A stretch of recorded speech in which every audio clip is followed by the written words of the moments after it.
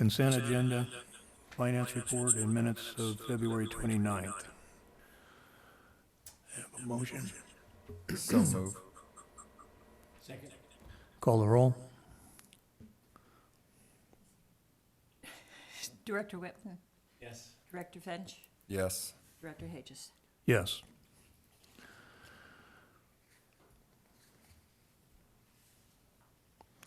Well, we'll go back to public comments. Go ahead, Bill. One is if there's, I guess there's some actual probability or possibility that we might spill this water year. And if we do, however small that probability is, I hope the CMWD has a special celebration. Maybe up on the dam itself. I think it'd be a great thing to mark, you know, in some way. I'm only half kidding. I think it'd be great. I think it'd be good. Yeah, I think the first time it spilled, they did that. Yeah. I don't know. I don't know if they've done that after, but I think it would be a good idea. It's remarkable that Yeah, or what, go that far. 5 feet or 6 feet from. Anyway, I just thought now that we're having another storm coming in, it probably won't be enough, but maybe we'll get one more. Yeah. Anyway. Other comment I wanted to make was, you know, I'm going to circle back to spreading grounds. A county-administered asset, and I know it's a bit of a stretch, but let's just make a little bit of a metaphor here. How much confidence do we have in county and how they manage their assets, especially after the trees debacle at county parks? And I have long felt that this body is the natural body that has the incentive to properly manage that asset if a way could be found to do it. And I wanted to add one more thing to the spreading grounds matter, unless it's actually working now. I didn't think it was. Do we understand, and this would be a question for Jordan, could the use of the spreading grounds have helped, assuming it didn't have the problem with the screen, in taking the peak impulses off some of the destructive flood elements that we had in San Antonio Creek? I don't know if there's a volume there to be able to shave that destructive peak off or not, but I don't know. I decided to ask the question. Because the other question I have is just, why is it, how many aquatic species are up there that need to be screened when we do have our floodwaters? Really? Is it time to revisit that entire condition, the conditions of use, and this body find a way to find the funding to take it over and operate it? Because you have every incentive to operate it properly. Anyhow, I just thought I'd bring that up. Again, you know, to please think about it and just, again, county parks, my goodness, we don't, you know, not a lot of demonstrated competence. And the other thing is, I just wanted to mention, and I'll have more comments later on discussion item, is maybe I'm completely wrong, but I would think in the situation of being full, storage, basically, groundwater and reservoir, what a great time when the pressure's off and everyone's a little more relaxed to finally get that conjunctive use plan formally drafted and done. I think the timing might be good to really try to focus on that between the two agencies. Yeah, we've actually talked about that. So. Okay, thank you. Still don't have any. We don't have the Zoom people, but they can hear you. Well, they He can't- said once they start talking, they'll show up. They can hear me, but we can't hear them. Maybe you can hear us. Oh, there you are. He said once they start talking, Okay. they'll show up. We heard you, Jordan. Is there anyone on Zoom who would like to make a public comment on items not on today's agenda? Okay. All right, Jordan, go ahead. This is the basin status report. Yeah, we'll go to the basin status report here. And while this is loading up, yeah, I would have sort of a comment in response to Mr. Wyrick's San Antonio Creek spreading grounds issue, but could be a long discussion. I think the short answer is that the county has hired Rincon, who has us as a sub-consultant that will we're currently working on best ways to optimize the spreading grounds and see, how effective their testing spreading was last January, and then actually this weekend they're poised to make another, assuming there's a little bit of rain, sort of another testing run of the system. One of the big issues seems to be that the geomorphology of the creek has changed since it was designed and constructed. So the simplest fix to that is to basically put some boulders up along that bedrock weir that's just downstream of the diversion works and the screen, and keep the sediment high at that point so that 120 CFS doesn't bypass the entirety of the structure. And that's something the county is sort of uniquely qualified to do, and has done in the past on numerous occasions. But it's, again, fraught with passage issues of different species and such. So we'd want to make sure that any stream bed alteration were properly vetted through all the agencies. So if everyone can see this screen,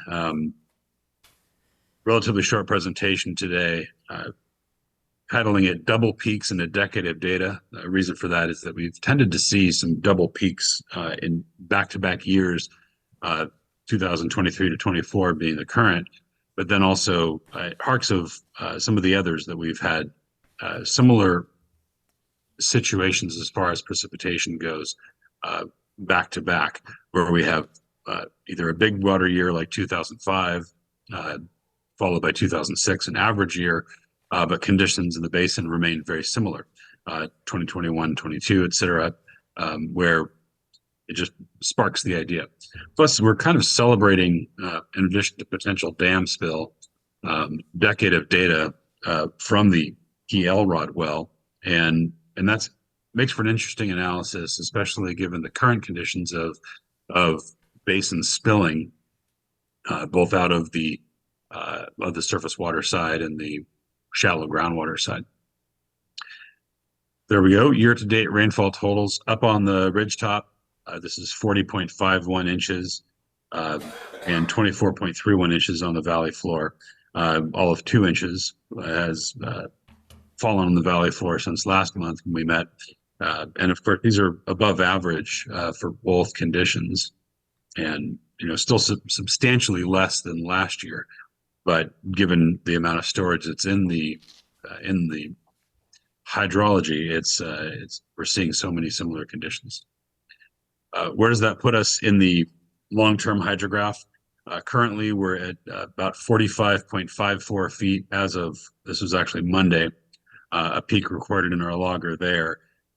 Things were starting to dry out, and there was a little bit of pumping going on. So we're starting to see some potential plateauing, although I expect that with some continued precipitation in the coming days and weeks, we may get back up to that near historic high of 37.78 feet there from last April.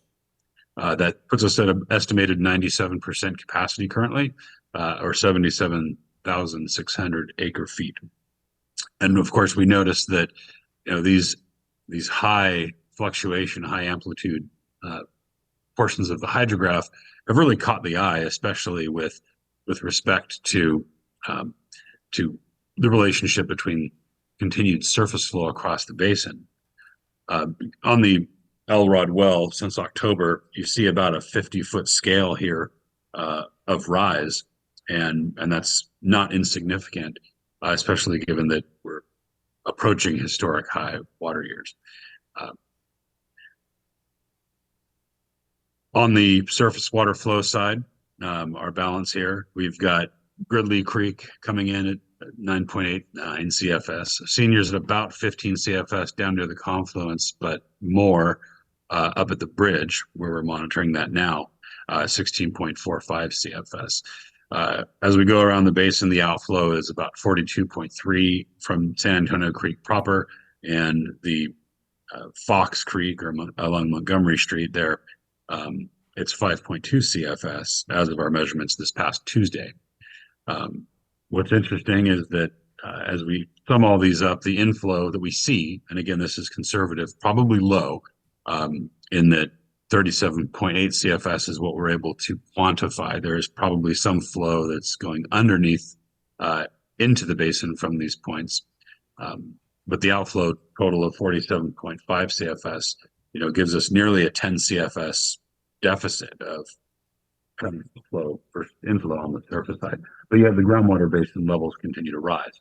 So this is something that, we're supercharged, if you will, of the basin around the horn of getting so much water within the aquifers themselves that it's spilling out around perching layers or confining units on the upstream side. And of course, significant flow in the southwestern uppermost saturated zone as well. So now that we have a decade of data to look at, this is a pretty busy curve if you look at it, but just describing this is the Elrod well, depths to water over literally 10 water years of data collection. And we decided to put this together, and it's preliminary for now because of course we're still within the 2024 water year. And it's significant because we'll have an unbroken, like we did last year, record of the water levels here during effectively peak times. And what I wanted to do was go through each water year and how it looked and see how does the curve differentiate between itself, between dry years, like bottom of this curve, the bottom of this graph, say 2015 to 2016, when we were at almost near historic lows in this well. And what you see in that curve, water year September to October on the x-axis here, and 0 to 300 feet below ground surface on the y-axis. But that gray dotted curve at the bottom, that's some of the driest water years we've seen. Relatively low rise in the fall and winter and spring, and then a gradual decline down to the nadir in late summer to fall. And it's pretty similar for almost all of these curves, that gentle pattern, all the way up until we get shallower than about 150 feet of water levels. And that's sort of that one threshold where things are relatively normalish as far as the way the basin responds to precipitation and discharge. And then once we get above that 150-foot water level, it's a bit more of a hummocky pattern, but still relatively correlative. It's once we get these really wet water years and we have the basin water levels here above 100 feet that we tend to start to see that really ascendant spike, but it tends to be much earlier in the system in the water year. And at least we experienced that last year. And it seems to be happening this year again, in that the water levels, while we still have precipitation and we still have water flowing into the system, once we get above that 100-foot water depth to water, and we're seeing the wet years and the early spikes, we really tend to see the definition of discharge potentially from a supersaturated condition. That is, when water levels are so shallow that they come up above the northern and eastern edges of the confining units of the main aquifer and spill over into the creek waters or into the perch system. And unlike the edge of the bowl idea, or like as Mr. Wyrick mentioned, the spilling of the dam, it's not a spill of the dam at the edge of the dam, at the downstream side of the dam. It's happening in the groundwater system at a much higher elevation and deeper and upper reaches of the basin itself, and that would be around the edge of the perching layer. So preliminary here, but food for thought, and it's an interesting correlation that we'll certainly put some more time into, and it speaks to the value of monitoring both temporally and and vertically. So that's it for this presentation here. Happy to take any questions. Anyone have any questions? I have a question. Did you mention, I might have missed it, the key well level? So I spent quite a bit of time talking about the key well there. But as far as the actual amount in storage, just you'll see this graphically, of course, too, as we email this your way, CC, but 45.54 feet to water at the most recent high this week. And that's a 97% capacity, or 77,600 acre feet. Okay. Thank you. Bill? Sure. Jordan, Bill Wyrick, I really love your presentations.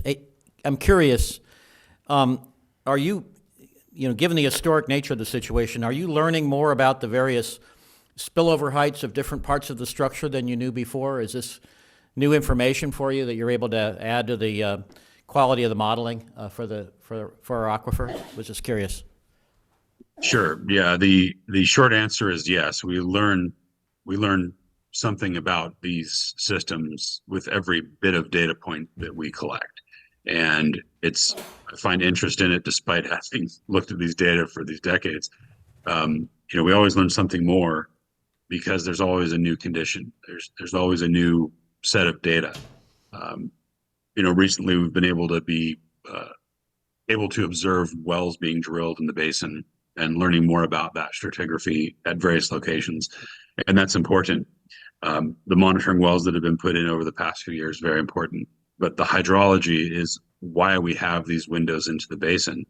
We're really able to get a good understanding of how the basin responds by monitoring those data points at high frequency, like the Eldorado well, but then also at the discharge points of the basin and the inflow points of the basin, really to see how everything does correlate and how it does not correlate. So the goal of the high frequency monitoring at high hydrology periods, at or near full and definitely spilling, is there a threshold point at which the water level in the basin ceases to rise and begins to fall, but yet the hydrology is still, the surface water hydrology is still gaining. And that's where the concept of the full sponge with added water to it comes into play.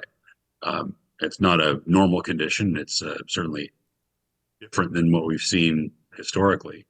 But it may have occurred in 2005 and 93 and 78. Some of these years, supersaturated conditions may have occurred and sort of gone around the horn cross-sectionally of getting the aquifer so saturated at the headwaters that it's spilling over and going over the top of the confining layers, not at the spill point of discharge like a dam or the basin edge, but really within the basin boundary and with where the limits of the perching layer may be. So that's exactly what we're learning and trying to learn these really wet water years and high frequency monitoring. Any other questions? All right, thank you, Jordan. All right, thank you. Okay, the next item is discussion item, well application cost recovery and agreement. Yes, thank you. So last board meeting, we brought up this concept of the well verification and registration application requests that we get in, and the time and effort involved in us processing those, engaging legal help, hydrogeologist help, Jordan, Dudek. It does take staff time and expense, and we talked about developing a more formal process so that the applicants know what's expected of them, what that process means, what information they need to provide. We also need to comply with the executive orders that are in place. And we had provided some sample documents last time. Peter went ahead and took those samples and customized them for OBGMA. Those are attached for you to review. The first one is the process and criteria for administering the requests. This kind of gives background on Sigma and the GSP, tells the applicant what kind of documentation they need to provide. And then it goes into what the criteria in the GSP are that we're gonna that the board will base its decisions on whether or not to approve the application. Those are basically on page 3 of 3, there's the 4 bullet points. Those were developed with Dudek's help to kind of make sure they're consistent with the GSP and with Sigma. Those are the 4 criteria that are used when you're looking at a new well. You know, if it'll cause groundwater level minimum threshold exceedances at the nearest representative monitoring points. Is it likely to cause long-term exceedance of the sustainable yield of the basin? Will it exceed the minimum thresholds for groundwater quality at those representative monitoring points? Will the drawdown impact ongoing or future projects that are aimed at maintaining sustainability or addressing critical data gaps in the basin? So this would be an informational handout that we give to applicants. They're basically going to get a package that's going to include all of these documents. The second one is an acknowledgement form that they would need to sign, basically stating that they acknowledge the role that OBGMA has in the basin and what our mission is to provide a sustainable basin. What else is there? There's also some acknowledgement of OBGMA not being liable for their costs. The third one is the deposit and reimbursement agreement. This is what I envision is that we get this package put together, an applicant submits it, I take a look at it, we get proposals from Dudek and or Jordan, depending on the nature of the request, and we get a proposal from them to do their evaluation. We share that with the applicant and say, this is the amount of deposit that we're gonna need. And once they provide that, then we start reviewing their application. There will be a resolution that I think we're gonna bring back for the board to consider that would implement what that deposit might look like. My gut feeling right now is that it's gonna be on the order of $3,000-4,000, just based on, you know, my preliminary conversations with Dudek and Jordan. And that agreement will be signed, and then the final one is an indemnification agreement. So there's, you know, no guarantee that their application will be, I hesitate to say approved, that will sign off on the verification and the board will make the appropriate findings. But the indemnification kind of covers the board legally. So, I don't know, Peter, do you want to add anything? Yeah, that was a great summary. I don't really have anything to add. I guess maybe I'd point out, though, something that Julie and I discussed this morning was with regard to the process and criteria. You'll see that the document's really focused on the criteria 4A in the executive order, in the governor's executive order. That's really OBGMA's charge under the executive order. That's the determination that OBGMA needs to make. It questions, you know, consistency with our groundwater sustainability plan. Is the proposed well going to be consistent with our groundwater sustainability plan? Again, that's what OBGMA decides. You'll notice that there's nothing in there that talks about the 4B criteria, which is you'll recall well interference and subsidence issues. And, you'll recall that we've seen applications for wells that have their engineers groundwater hydrogeologists, giving us opinions whether there's going to be any subsidence, whether there's going to be any well interference. And that's something that OBGMA certainly has some expertise on and can assist the county of Ventura with their decision, but they're really the decision-making authority on the 4B criteria under the executive order. So there's nothing specific in there at this point. We could, if the board were inclined to, ask applicants for information regarding well interference and subsidence. We could request that as part of the process, and then we could assist the county with their decision-making on that point. We could advise or consult with them, but again, it's not directly within OBGMA's purview, decision-making purview. That's really a county decision, so at this point, the process and criteria document's silent on it. And I did speak with the county about that, and he suggested that if we feel that an evaluation of interference or subsidence is necessary in order to look at the compliance or consistency with the groundwater sustainability plan, then he's fine with us going ahead and doing that. It's probably something the applicant will need to do anyway for the county's use, so just getting it all done up front. He didn't have any problem, and we weren't stepping on his toes or anything by requiring that with the whole package. Any questions or comments? Well, subsidence is just not an issue for our basin, given the Understood. geology of our basin. But interference, I mean, I would think they would just put it in the report. That goes towards if they're at the property line and the neighbor's well is at the property line. So, I mean, that's the only, and I would think it's just in the report and in there how they pick to place their well anyway.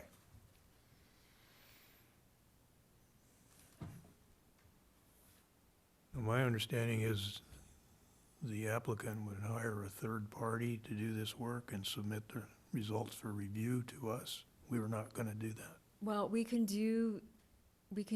that to me is somewhat of a conflict of interest, I guess. I'd rather we have control of the consultants who are making the findings related to 4A. Dudek is our consultant. They maintain our model. We'd have them put it in the model and run the scenarios of what they're proposing to be pumping out of it.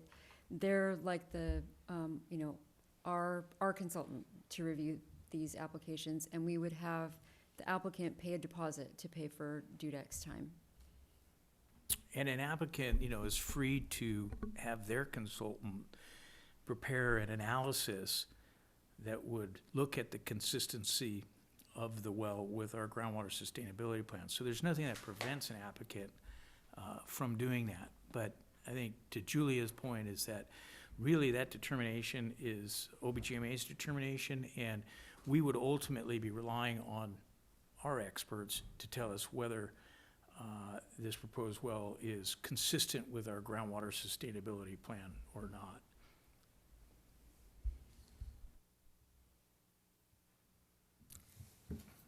Well, I know we talked before about, the liability we incur if our consultant tells them they cannot drill the well based on our analysis. And I thought we were going to have a third party submit that to our consultants for review. We still are the decision-making agency, so, if we deny the well, we're still potentially exposed, but therein is the reason for the additional documentations where these well applicants, as part of the application process, are saying and agreeing that OBGMA is not going to suffer any adverse consequences as a result of reviewing and making a determination on these well applications. Okay. Any other questions or comments? Any public comments? Right, So what would you like us to do? Well, so I think our next step, we'd like to present final documents to you at the next board meeting, along with a resolution to adopt them. And then there'll be some work on my part to update, our website to have all of these documents available for applicants. We'll have to go, it'll be a new process, basically.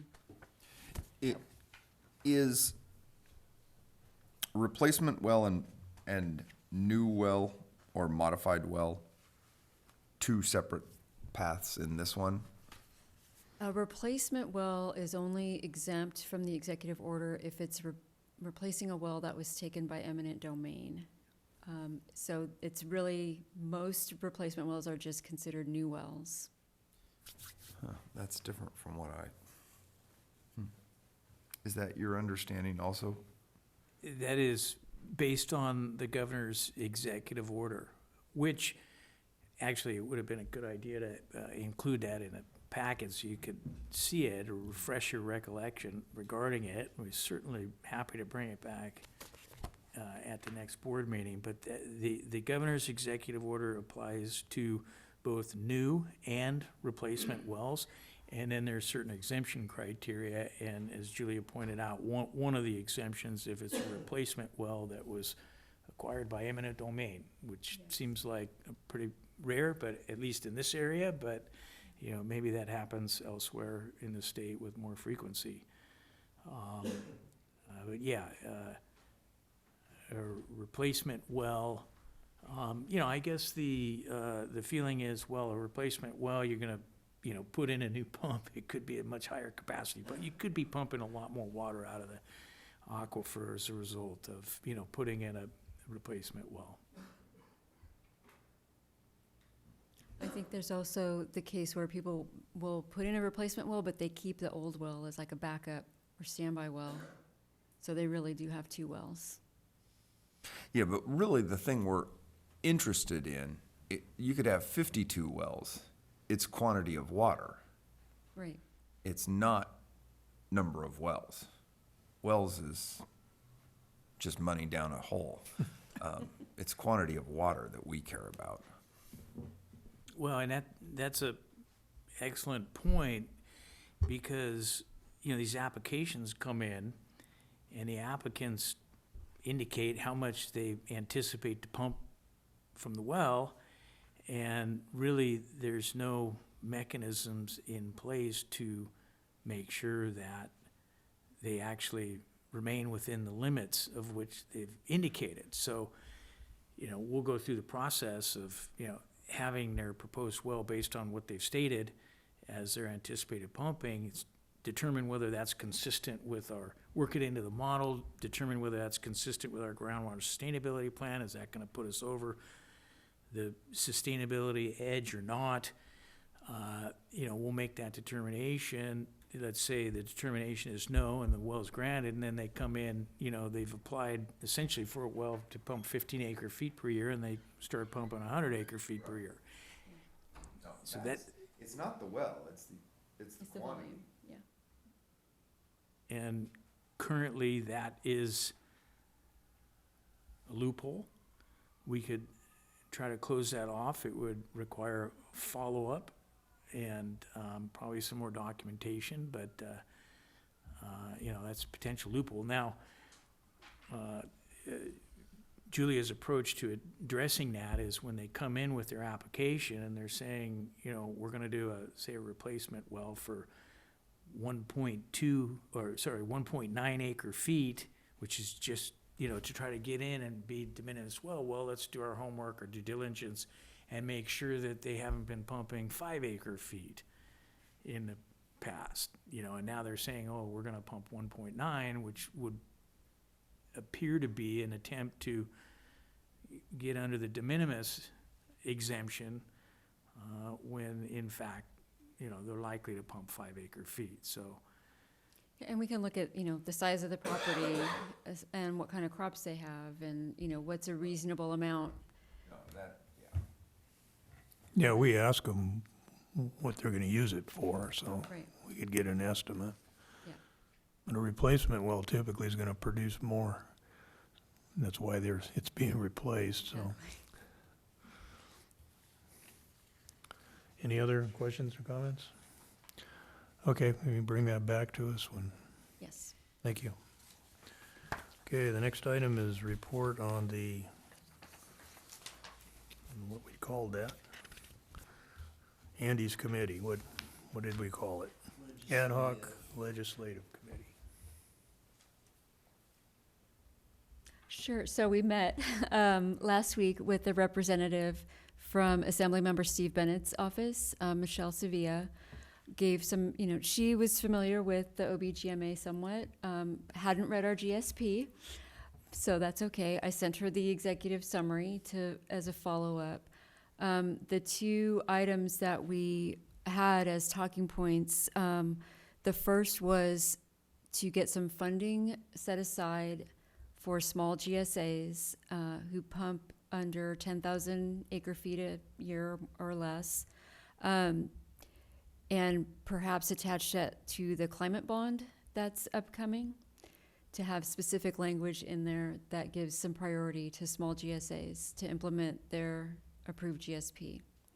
The second talking point was, I think it was alluded to at the last meeting, was to try to get some relief in Sigma for compliance for small GSAs, and maybe setting up some kind of a working group or committee with DWR staff and small GSA representatives to open that up and see if there's some kind of tiered level of compliance depending on the specific conditions or criteria that get developed. Hey, good. Andrew, do you want to? Yeah, Add anything? So since we had that meeting, I reached out to this David Sapos, who's doing the mediation of the Ventura River. He's I recall from talking to him quite, a while ago, that so he's at Sacramento State, He's at Sacramento State, and he's been involved, deeply in Sigma, and that's kind of how he gets this mediation gig.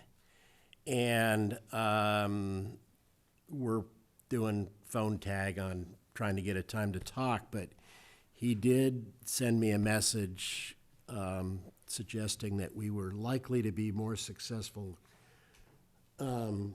going to the water board as opposed to a legislator. That they're likely to be, more interested in what we're trying to accomplish than and legislation would take probably a long time to. So That's I'm going to helpful. follow up with him, but we had the fellow called in last meeting.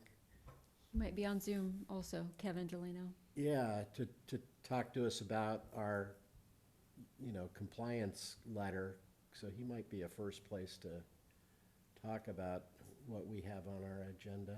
Okay, I can reach out. And then it occurred to me, as we're talking about that issue of liability, potential liability for denying wells.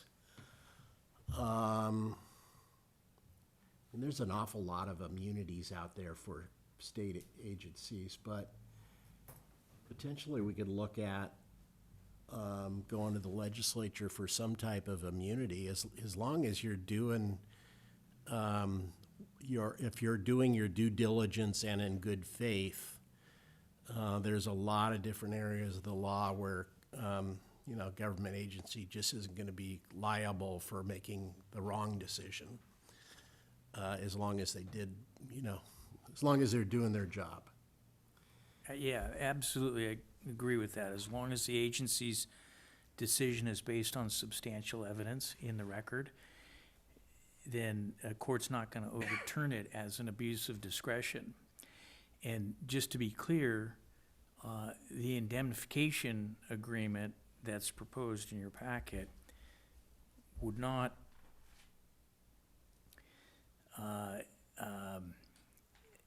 not be a means of getting away from a potential lawsuit or avoiding a potential lawsuit. It would be a means to have the applicant cover the costs of the lawsuit, right? So we could get sued either way. We approve a well and somebody thinks, well, you that wasn't based on substantial evidence. Well, you're suing OBGMA over that, or we deny a well and get sued, and Right. we still go through the court process, but the indemnification agreement says we're not charging the pumpers out there. It's the well applicant who is going to bear that burden, and as part of their well application, they're going to agree to that up front.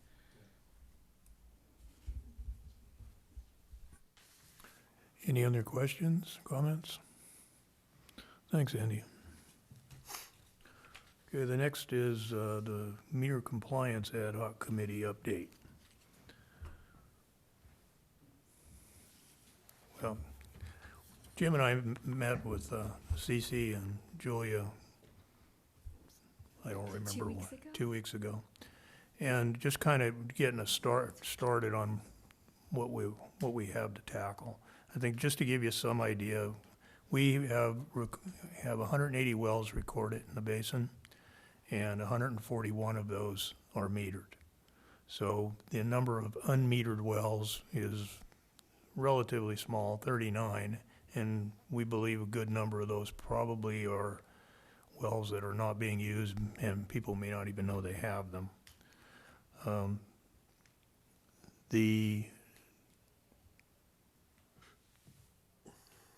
The reporting process is one of the biggest problems for us. It's very difficult to enforce this because it's basically on your honor. I mean, for a water company or a water district, you have a meter that's in an easement that belongs to the district, and you can go out and read it, and you can go out and shut it off. So it's pretty easy to get the customer's attention. And if somebody moves and somebody new moves in and you can't get their attention, you turn the water off. That's how it works. And they call the water company and sign up for service. But in this case, it's very difficult because the well's on private property, we don't have access to it. And in many cases, we don't even know who's managing it, who's paying the bills because it's run by a management company, or the property changes hands, there's all sorts of things. And part of our problem is we're gonna get to the point where we spend more money trying to collect this money than we get. Because it's an expensive process to go through all of this, dealing with 180 wells at a time. So without getting into any specifics, we talked about developing some compliance standards, some penalties or fees for failure to comply. If you don't have a meter, we give you so long to get one, and if you don't, there'll be a penalty. If you fail to report, there's a penalty. And the best way to collect those, make sure that we get their attention, is on the property tax. That way we are able to collect our money. If they resolve the problem, we can take it off the property tax bill. But it puts us in a position of having some leverage in order to get some of these people to comply. It's not going to work in every instance because there are some people who don't, there's people who operate these wells that don't see the property tax bill. But you would hope you would eventually get somebody's attention. So I think what we'd like to do is take a look at what our position is legally to develop these compliance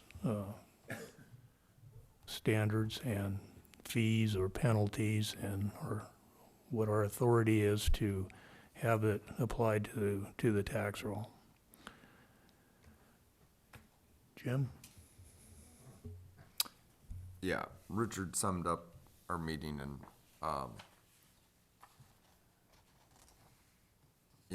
where the 40 lie, I agree. I think there's probably a few that are important, a lot that are unknown and probably don't pump much and just ought to be abandoned. But I also talked with somebody who's involved with Upper Ventura Groundwater Agency, and I have their second notification letter on this same subject that I will send over to Julia, and then she can disperse it around, and one other document. So I think what Richard is speaking to is the way to get the word out. I also think that probably the key thing would be to get, and I guess there's board of realtor meetings in the town, and I would be happy to go to one or get some people to go to some and tell them, because whenever I get notices of ag flyers out of the Central Valley, whether you're dealing with realtors that only deal in ag, there is a big disclaimer up front as to what GSA this parcel is involved in, and, you know, status, and you can websites to go look up the status. And I don't think these realtors necessarily disclose much about this. And I think we should put the onus, put them on notice, and then as professionals, they're on notice that they need to disclose this Yeah, I to like their, that idea. We could develop some kind of flyer. yeah, something that lays out a few, 1-2 pages, simple. Yeah. Yeah, yeah. We But- have done 2 presentations to the Board of Realtors. How long ago? It's been a while. Went to the Board of Realtors and then a big realty company. Okay. Well, we can reach out and Yeah. do it And again. it's- I 'Cause think I'll have it's new a great people all the idea. time. Yeah, Yeah. I think that's, because they have professional liability on things. And once they've heard it, they need to disclose it. Or at least tell their client they need to look into it. Yeah. Well, and it's on the escrow papers as far as, like if you have a septic tank, Right. it has to be inspected. It does say water well, and I just talked to a realtor yesterday about a property that was sold. And what they do is they have someone come out and say the well is good or not. The well is working or not, but we're not mentioned. Right. No, and if we notify the profession, yeah, I think that's one of the, kind of put them on notice. Yeah. Bill? Probably everybody knows how thrilled I am to see you moving ahead on this. It's something I spoke up for many years, because I think it's so important, and especially, I'm one of these obsessed people that actually follows state agencies in this matter still. And I was reading this DWR groundwater well permitting, and talking about the executive orders from DWR and the executive orders, and some comments made by the State Water Board about almost to the point of, when the hell are we going to make sure everything is metered in the state? I mean, these are things being made at the state regulatory level. So I'm really happy to see that you're moving on this, and I fully agree. I think the financial incentive approach is exactly the right way to go. And combined with the disclosure requirements, I believe the sanitary district got really aggressive about this with the realtors as well, and it worked very, very well. And I just wanted to add to me the importance of this, because the more favorably this district the GSA can be seen by the regulatory authorities at the state level and the other interested parties, the better chance, I think, of getting relief from these compliance costs. I really think that's a real phenomenon. And so if you can show that, we understand our aquifer, we understand our hydrology, we're measuring everything, and we're not speculating about what might be being extracted or not extracted by the ones that are not metered, it helps overall. And I also think it's extremely, again, important as we get into these historic different levels of aquifer, that in terms of modeling and being able to do, like a bank reconciliation, a hydrology reconciliation between how much is coming out into the stream flows versus how much is being extracted, whereas right now, some of the reconciliations are hard to actually understand. We should be having approximate, good fine tuning of all these matters, and and all these measurements, and I don't see how we can really make the case, how you guys can make the case to get us some compliance relief unless we get to the, hey, we are metering pretty much everything. We know what's coming out, and that is helping us improve our modeling. So I just really happy to see the direction you're moving, and I think the financial incentive approach makes a whole lot of sense. Thank you. One other thing, Richard, the other thing that I thought about in regards to this, and that is talked about in Upper Ventura, is, and United Water is doing it, a picture of the meter once a year. I don't support every time because it's self-correcting. If you misreport one time, it corrects the following time. But I do think that we ought to get to at least once a year a picture of the meter, which also brings us back to having a record of that the meter is the same meter that it was there and things are moving along logically. Yeah, no, that's a good idea. I think the other thing, one of the things we talked about too is the wellhead fee. I think we should do an analysis of what our fixed costs are and see what portion of those fixed costs we could add to that wellhead fee instead of putting it on the consumption. It may be able to hold down our, Maybe we could just have a whole discussion at some point at the next budget cycle, I guess would be the appropriate time to have yeah, that. yeah. Because I will say, I talked to a friend of mine in Kings County, Hanford, California, and I don't know what, they're tentatively approved, or I don't forget what his language was, but they're at $25 an acre and $90 an acre foot.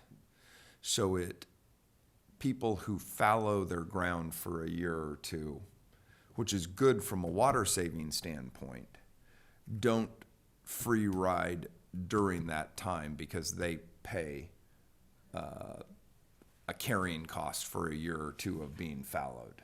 Okay. So it was an interesting concept, and when we come to budget time and how it might be something to discuss. Yeah, that's a good idea. I mean, it's another way to deal with someone who fails to report. We don't really know how much water they used, but we have some other means to collect. Any other questions or comments on that? Yes. So if there's 180 wells, how many people fail to report? How many wells don't you get a report from? Well, the last one, I think we had 133, and I don't think that's current. It's probably a few more. Failed? No, that's how many report it out of 180. We reported out of 180, but Yeah, out of that 180, you don't know how many may be abandoned or just... correct.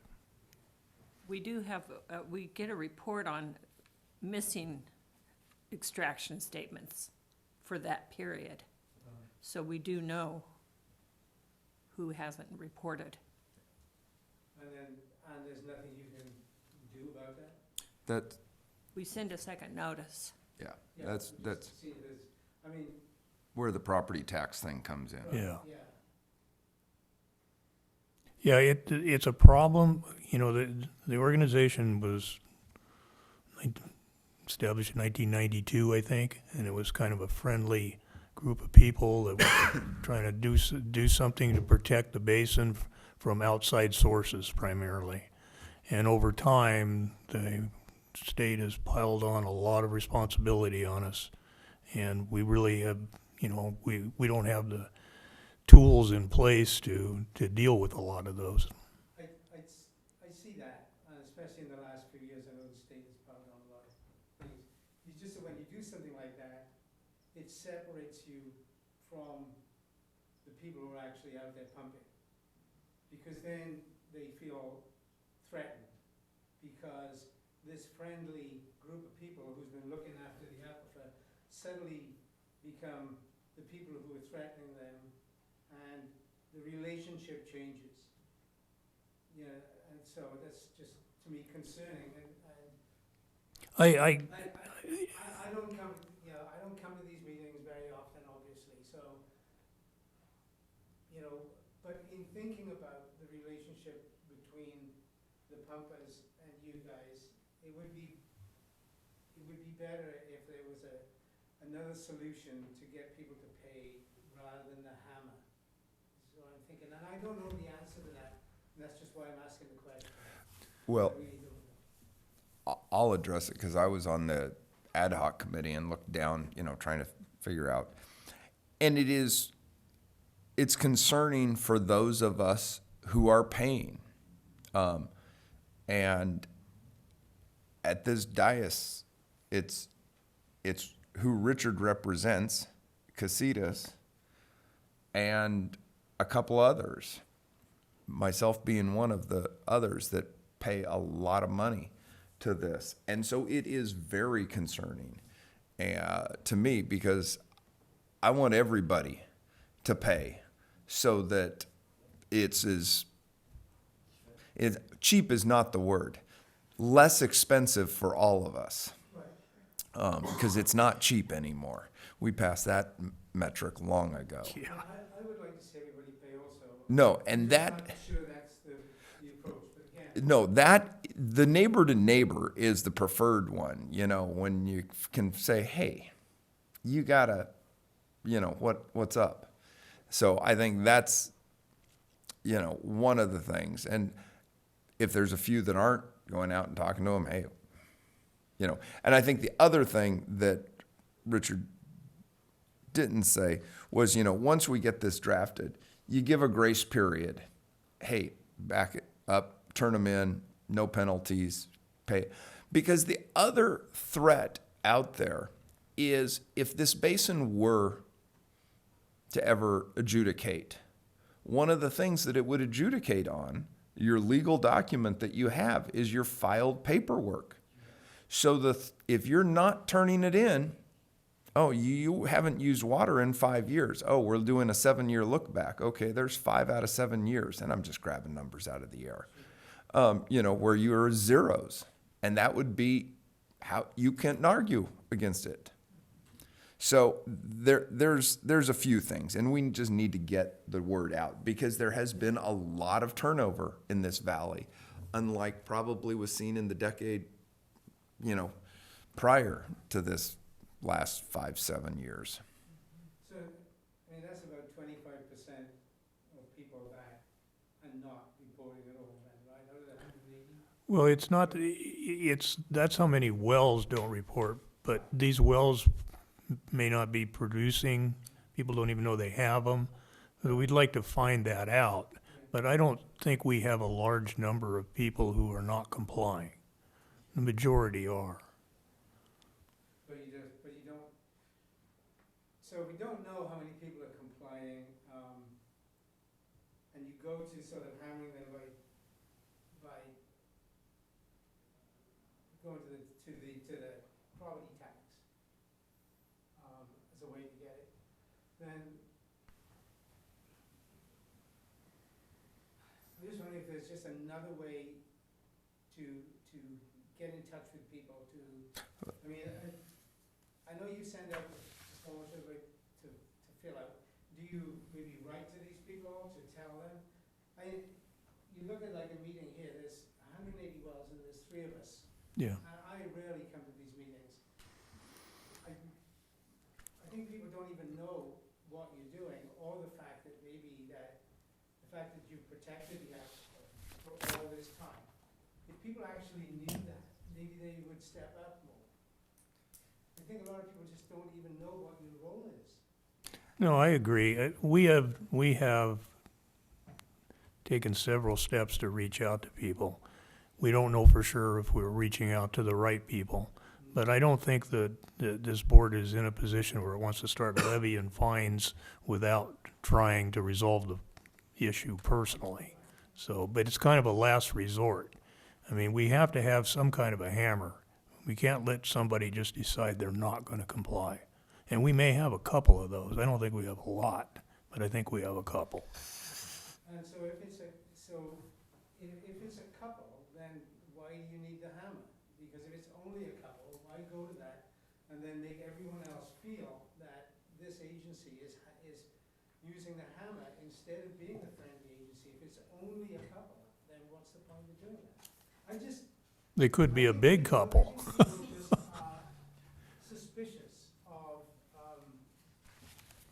entities that they don't truly understand. Well, whose fault is that though? If we try and if they're absentee or disconnected, I mean, we can do what we can do. Sure.